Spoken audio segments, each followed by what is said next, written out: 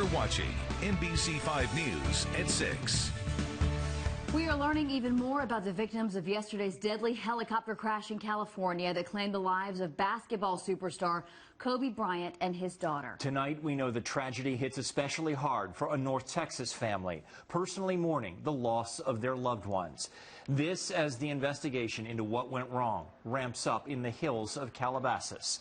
We have live team coverage for you tonight, the latest on the investigation, plus reaction from the Dallas Mavericks, and more just ahead. We start with a broken-hearted North Texas man's tribute to his brother. John Altobelli was known to many as one of the best junior college baseball coaches in the nation. He was on that doomed helicopter ride. Today, his brother talked with our Bianca Castro about the legacy he leaves behind. We're a baseball family. Been like that since day one. Baseball is the sport that shaped Jim Altobelli's family, ultimately becoming a career for his brother John, who took a head coaching job in their home state of California more than 2 decades ago. He had 750 wins, which is unbelievable, at one of the most dynamic baseball facilities in the country. He was Mr. Baseball out there. But off the field is where Jim says his brother saw the most success. He had raised a son and, along with his wife, was raising 2 young daughters, ages 17 and 13. And even so, Jim says John looked for ways to help others. Perhaps that's why Jim says Kobe Bryant asked him to help coach the basketball team on which both their daughters played. He was the kind of person that anybody that would come up to him and talk to him, he would try to make an impact on their life. And looking for opportunities to impact someone is what led to this moment, when Jim says his brother, John, asked Bryant to surprise his players. So around the dugout came Kobe as he was talking, and Kobe touched those kids. He gave them a real inspirational speech, and I think John and him became pretty close friends after that. A friend, a coach, but most importantly, a father dedicated to his family. A loss that will forever be felt. It wasn't all about baseball with John, it was more about family. The world sees John in baseball. I see John as a great father. Bianca Castro, NBC5. Altobelli leaves behind a 29-year-old son and a 17-year-old daughter. With heavy hearts, the Dallas Mavericks are remembering Kobe Bryant tonight. The Mavs are in Oklahoma City, where tip-off with the Thunder is in less than an hour. Scott Gordon joined us live from OKC with reaction there. Scott? Well, Brian, still a little bit early, but fans are already starting to arrive for tonight's game. And as you might expect, there's one thing on everyone's mind here, and it's reflected on the big sign in front of the Chesapeake Energy Arena behind me, a tribute to Kobe Bryant. It's simply a picture of the star and his famous number 24 with, as you can see, a basketball in his hand. We're hearing a lot from basketball fans gathering outside the arena before the game, everyone sharing the same feeling of loss. I watched him my whole life, you know. He was my childhood hero, and it's crazy. It was the last thing I expected to happen, you know. I've seen a lot of people get upset about people passing away, but Kobe really brought out a lot of guys' tears in front of everybody. A lot of fans wearing Lakers jerseys here tonight. Now, we just had a chance to talk to Mavericks coach Rick Carlisle. Here's what he had to say just minutes ago. Yesterday was very difficult for everyone in the NBA family. You know, it's an unfathomable loss. The teams aren't saying what players might do to pay tribute to Kobe Bryant during the game tonight, but we'll be on the lookout for that. A lot of emotion here tonight, as you might expect. Reporting live in Oklahoma City, Scott Gordon, NBC5. Thank you, Scott. A memorial to Kobe Bryant is growing tonight outside the Staples Center in L.A. Sports director Nui Scruggs is in L.A., where news of the tragedy is still setting in. Basketball fans across the world are mourning the loss of Kobe Bean Bryant. Here in Los Angeles, where Kobe played for 20 years, you see fans have come out with such support as they pay their respects to number 8 and 24 because he wore both jerseys. Mavericks owner Mark Cuban has decided that no member of his team will ever wear the number 24 jersey again. The last player to wear that jersey was Richard Jefferson, and we spoke to him about Mark's move. You know, this is not unseen before. You know, Pat Riley retire the number 23 because he believed that it meant so much to basketball for the Miami Heat organization. So I think this show of respect that Mark Cuban has given to make sure that nobody else in the Mavs will ever wear that, I think that's the ultimate honor that an owner or a governor could give to an athlete of his caliber. In the wake of this tragedy and the grieving for the Lakers organization, the NBA decided to cancel Tuesday's contest between the Lakers and the Clippers. Here in Los Angeles, I'm Louis Scruggs for NBC 5 Sports. Coming up at 6:14, a local artist is turning his grief into a tribute. His mural in honor of Kobe Bryant that he didn't request permission to paint and why he really didn't need to. Work is just getting started to determine what caused that helicopter to crash. Federal safety investigators are surveying the crash site in Calabasas. NBC5 senior investigative reporter Scott Friedman is there tonight with the very latest. Scott. Yeah, Meredith and Brian, we have about 20 investigators on this hillside behind me continue searching for answers. In fact, we have a camera closer to the site where we've been watching them examining pieces of the wreckage. The search here is made harder by the fact that the debris is scattered over an area about the size of a football field in rugged terrain, making it difficult to reach.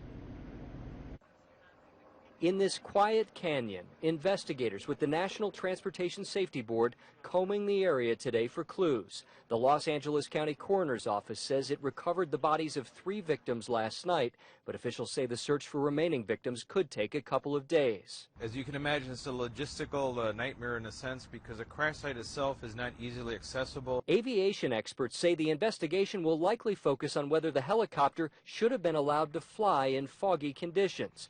At the time of the crash, the Los Angeles Police Department says its own choppers had been grounded because of low visibility. And witnesses near the crash site say the chopper was passing through fog. We could see that it was very, very dense fog, and it must have been very difficult up there. Radar data shows the helicopter was traveling at about 180 miles per hour and descending at the time it hit the ground. The type of Sikorsky helicopter involved generally has a good safety record. It's the kind of helicopter often used to ferry workers to offshore oil platforms in places like the Gulf and Texas. Brian and Meredith, the LA County Sheriff's Department has closed the road that you see behind me tonight, trying to keep onlookers away. But even as we drove in here this evening, you could see people far away on the edges, just kind of looking up into the hills, trying to comprehend what's happened. Scott Friedman live for us in California tonight. Thank you, Scott. Right now at NBCDFW.com, we have complete coverage of the life and tragic death of Kobe Bryant. Click on the special link to see how his business empire broke the mold for retired athletes and why a major Super Bowl ad campaign is now being changed just before the big game. Well, the fog that enveloped North Texas through the first half of our day has cleared out, but there's another change in our weather coming. Let's get straight to Chief Meteorologist Rick Mitchell. What's in the forecast, Rick? Well, now it's going to be rain. Okay, we had the fog this morning, the sunshine this afternoon. No rain out there right now, but there's rain that's moving into West Texas. Storm system coming in from New Mexico. That will thicken our clouds as we go through the evening. It will stay dry through 10 p.m. In fact, probably through midnight. Once we get past midnight, that's when the rain chances will begin to increase. Temperatures in the low 50s as we go through the evening. I'll show you which part of North Texas is more likely to see a steadier rain and which part will have more showers when I come back. All right, see you then, Rick. Thank you.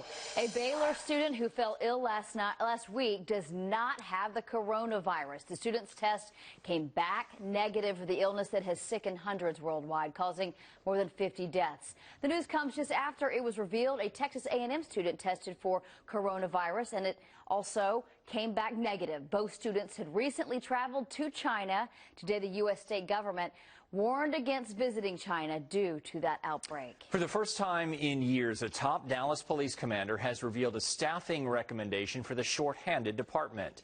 Assistant Chief David Hughes says police need about 450 more officers.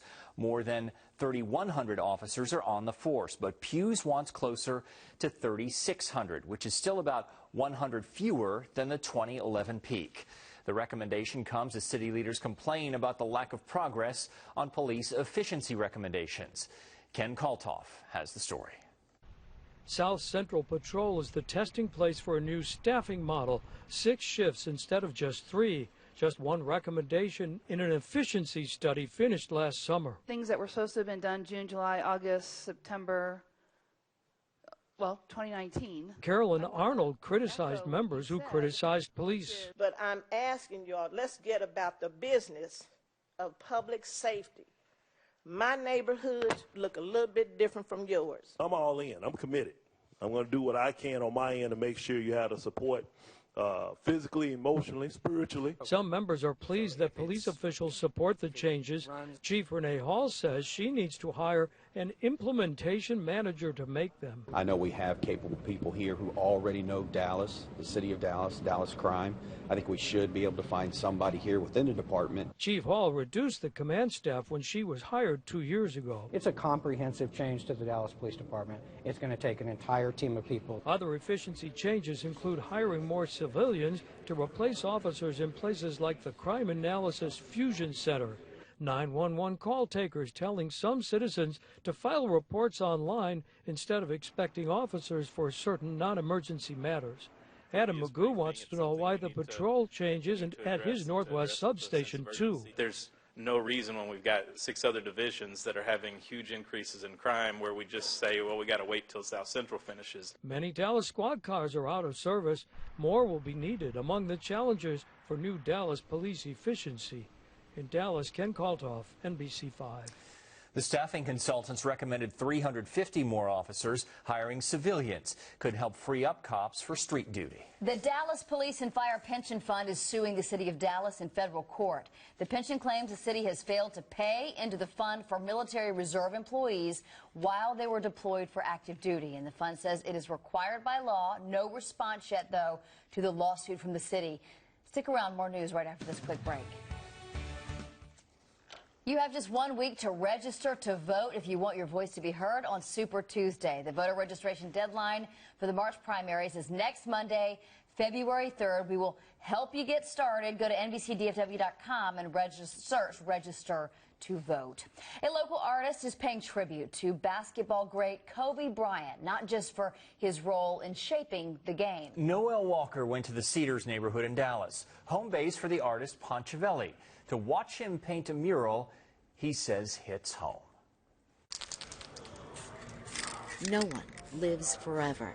I mean, I wish I could paint everybody like before anything tragic happens. But with spray paint, just paying homage to one of the greats. Imagination. It was just something from the heart. And inspiration. I was actually elsewhere painting when I heard the news. A part of what is lost remains here. The location was a no-brainer. At Sanders Fit in the Cedars. I've painted several murals in this facility. He wasted no time starting a new one. Yeah, I didn't ask for permission. I felt it's easier to ask for forgiveness. Probably like around 10 o'clock last night, I checked the cameras. And that's the first time gym owner Melvin Sanders knew about it. So I'm like, wait, what? It's a really nice surprise that he's actually doing this amazing tribute to Kobe. When Sanders was a Spur, he played against number 24. Said I wore number 24. Part of my career, where Kobe Bryant shoots every single day. That I played the game, and it's just unreal, right? It isn't just about basketball. Well, I hope that they see the importance of fatherhood. So this father makes you hug your loved ones. He's using his brush. Hold on to them tight. To fill in the blanks of an unfinished life. It's one thing, I don't know, to lose a child, but it's another to go down with your child and, you kind of think about how many seconds they knew they had, before it was the end. Did he embrace her? Did he hold her? Ponchavelli's other work in this gym is meant to motivate. But I just like the expression. This one is no different. Life goes on, and continue to strive to do something great. In Dallas. Like legends never die, right? Noel Walker. They're in a better place. NBC5.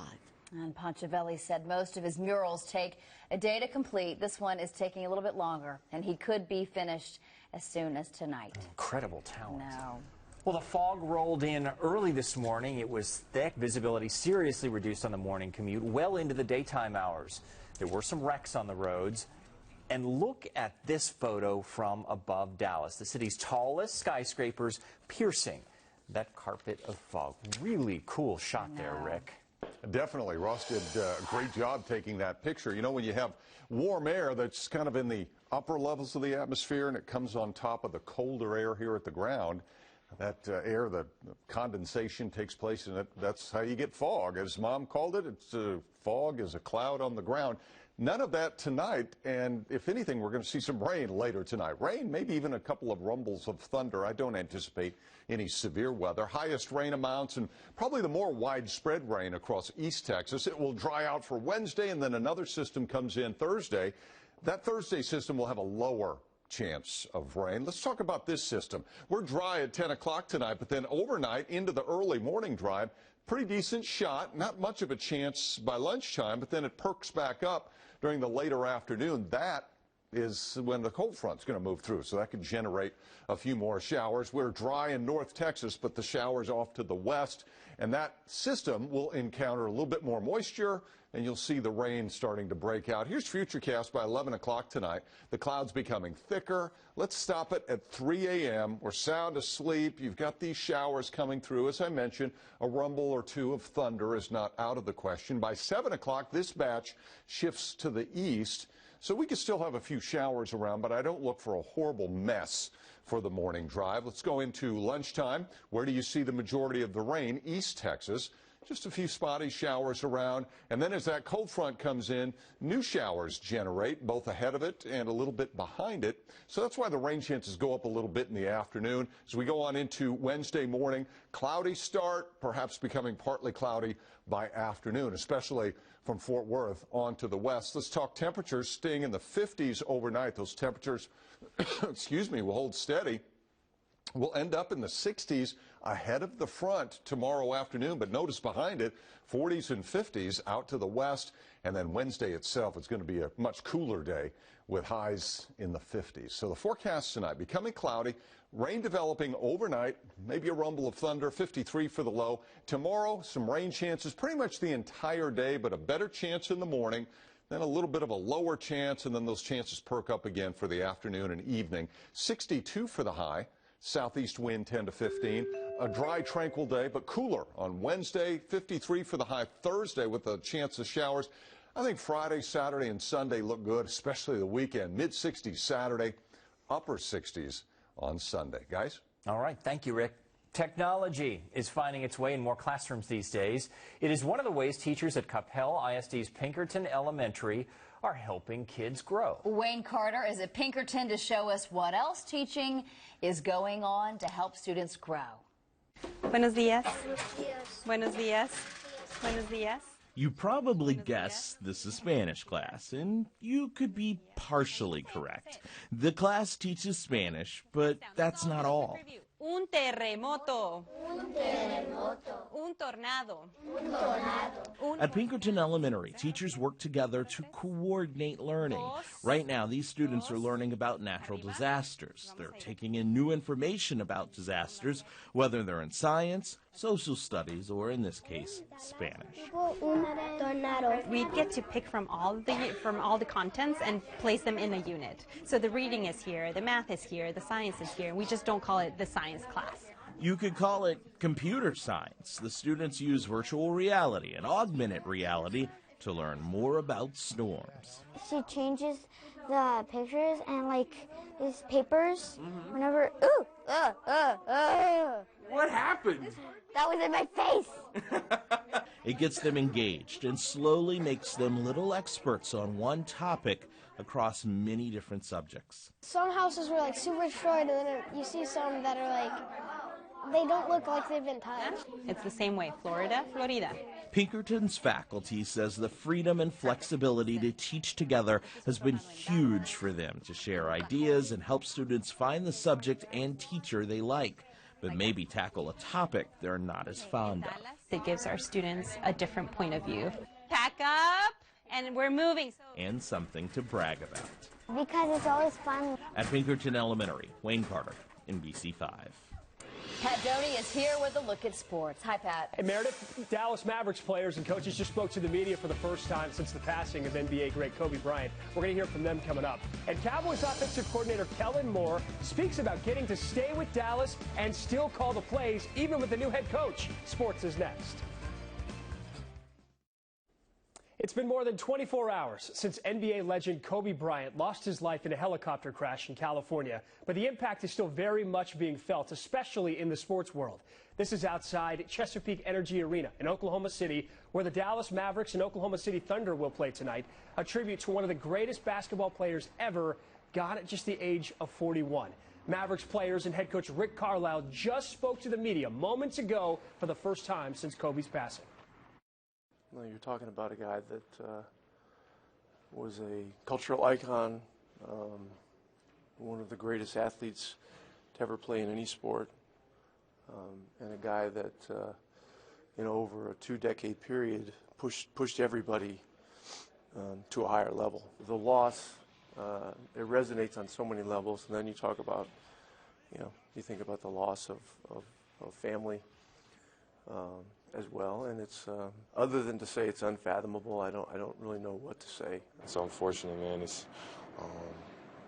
precious, you know what I'm saying? It's time here is limited, and it's precious, and when you see mogul go down like that, it's a sad deal, but makes you like appreciate this a lot more. It makes you appreciate the people that you get to interact with on a daily basis, and you can't really take it for granted. One note about the game tonight, that was Willie Cauley-Stein, who you just heard from there. The Mavericks traded for him last week. He will make his Mavs debut tonight against the Thunder. To the Dallas Cowboys, who had a group introductory press availability of sorts for their new assistant coaches today. There are some familiar faces still around, though, like offensive coordinator Kellen Moore, who will continue to call the plays under new coach Mike McCarthy, as he did last season under Jason Garrett. But for Moore, there's no question it's going to feel a little different with an almost entirely new Cowboys coaching staff around him. Really the first time probably truly going through it. Learn going through it, but obviously, a lot of guys who aren't here anymore that I have a ton of respect and appreciation for. They've helped me in a lot of ways. Those are challenging times, but fortunate to still be here. Fortunate to be a part of this thing. I think we got a good thing going, and hopefully we can continue to build on that. And obviously having Mike here, I think is an awesome opportunity. And it's been a long time since the Dallas Stars have played a game, 9 days to be exact. But that time off ends tonight when the Stars are back on the ice in the American Airlines Center. The Stars will host the Tampa Bay Lightning at 7 p.m. And the Stars will also have a tribute to Kobe Bryant. Their 50-50 raffle proceeds in the game will go toward the Kobe and Vanessa Bryant Family Foundation, which helps youth stay active in sports. Aww. That speaks to his legacy right there. He goes across all sports platforms, all different types of things. Just an incredible player. He was assist. Thank you, Pat. We want to thank you for your generosity. 220 dog beds have been donated to Dallas Animal Services. The shelter was in critical need, so again, a big thank you to everyone who helped out. Every dog's got to have a bed, right? I know. The goodness of so many people. All right, thank you for joining us, everyone. Access Hollywood coming up next, and we'll see you right back here tonight at 10 o'clock.